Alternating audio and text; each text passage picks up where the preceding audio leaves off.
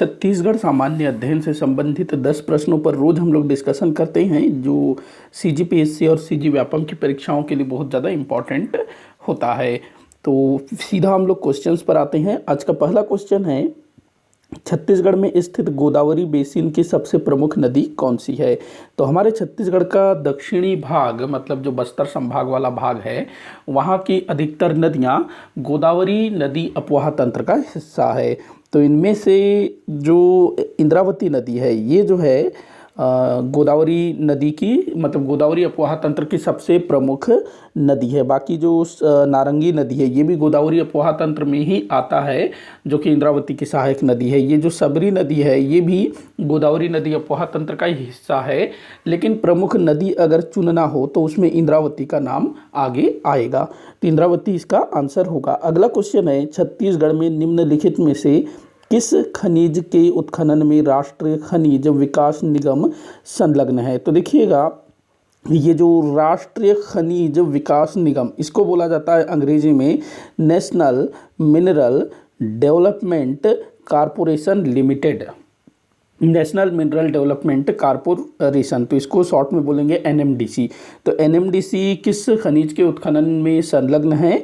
तो लौह अयस्क, ये जो है ना दंतेवाड़ा के बैलाडीला क्षेत्र में कार्यरत है। तो एनएमडीसी, हिंदी में इसको बोलेंगे राष्ट्रीय खनिज विकास निगम, अंग्रेजी में नेशनल मिनरल डेवलपमेंट कॉरपोरेशन, लौह अयस्क के उत्खनन के लिए कार्यरत है। अगला क्वेश्चन है, मुरुमसिली बांध किस नदी पर बना हुआ है? मुरुमसिली बांध, जो कि काफ़ी पुराना बांध है, ये सिलियारी नदी पर बना हुआ है, मुरुमसिली बांध। अगला क्वेश्चन है, छत्तीसगढ़ में अधिसूचित बायोस्फीयर रिजर्व का क्या नाम है? तो छत्तीसगढ़ का एकमात्र बायोस्फीयर रिजर्व कौन सा है भाई?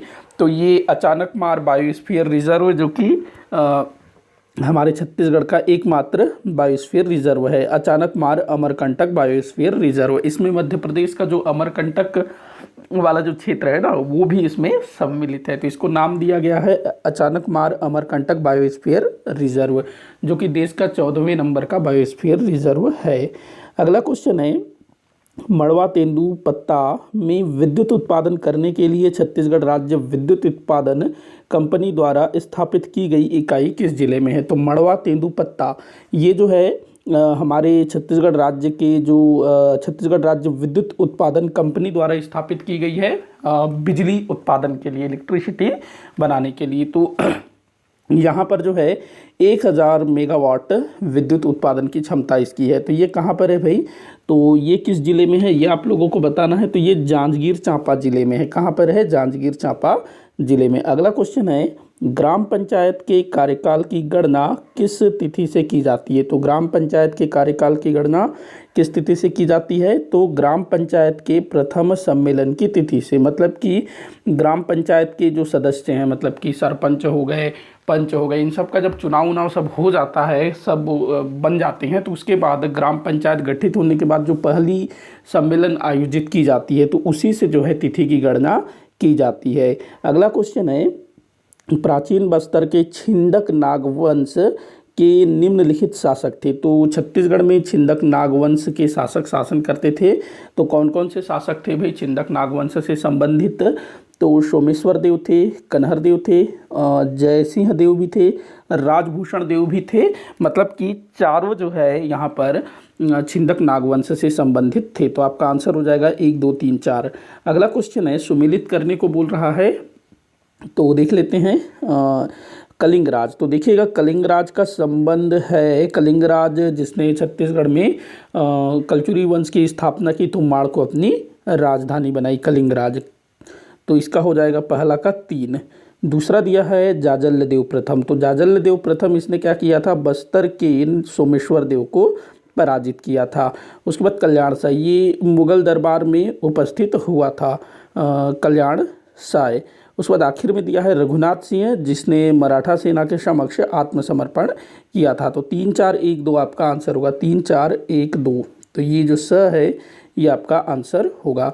अगला क्वेश्चन देखते हैं, छत्तीसगढ़ में 1920 में हुए कंडेल नहर सत्याग्रह के निम्नलिखित नेता थे। तो 1920 में छत्तीसगढ़ में कंडेल नहर सत्याग्रह हुआ था। तो इसमें नेता कौन कौन थे, मतलब कि किन्होंने नेतृत्व किया था?